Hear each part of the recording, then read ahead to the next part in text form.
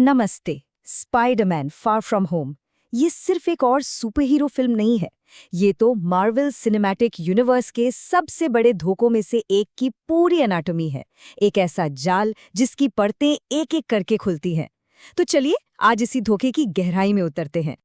तो कहानी का जो मेन टकराव है ना, वो यहीं से शुरू होता है। देखिए, एक तरफ है हमारा पीटर, जिसका प्लान एकदम सिंपल है। स्पाइडरमैन सूट को घर पर छोड़ो, निक फ्यूरी से बचो और एमजे को अपने दिल की बात कह दो।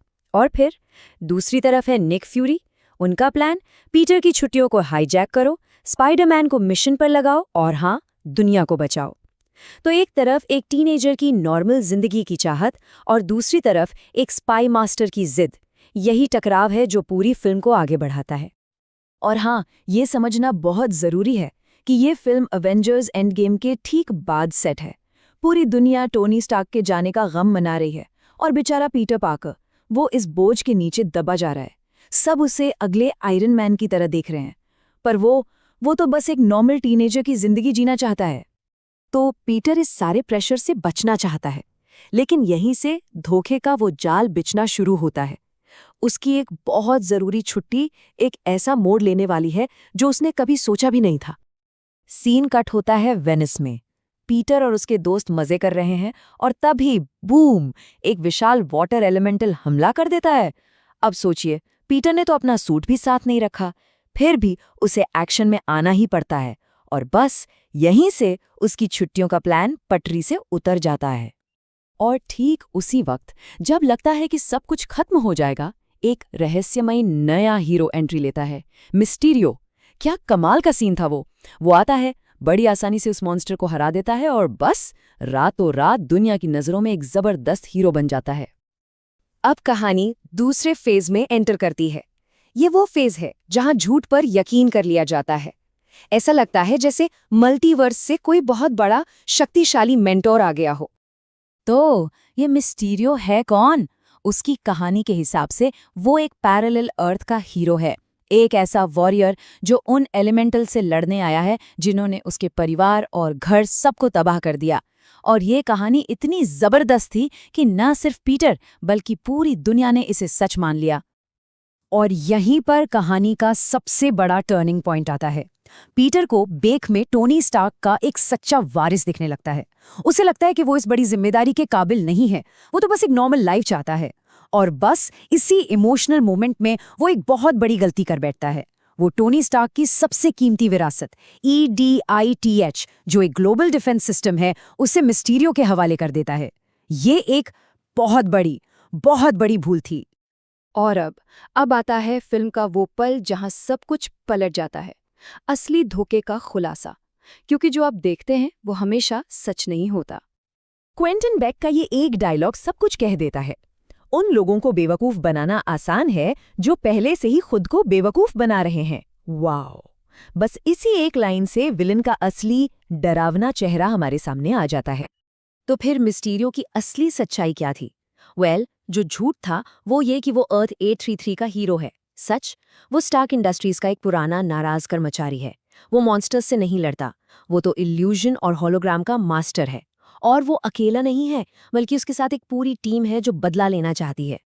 हाँ बेक, ये सब अकेले नहीं कर रहा था, उसकी पूरी टीम थी। और ये सब कौन थे? स्टार्क इंडस्ट्रीज के ही दूसरे नाराज निकाले हुए कर्मचारी। ये सब के सब होलोग्राफिक टेक में एक्सपर्ट थे और खतरनाक ड्रोन इस्तेमाल कर रहे थे। और उनका मकसद, एक नकली हीरो बनाना जिसकी पूरी दुनिया पूजा करे। तो अब हम पहुंचते हैं फिल्म के क्लाइमैक्स पर, एक जबरदस्त शोडाउन इल्यूजन के अंदर।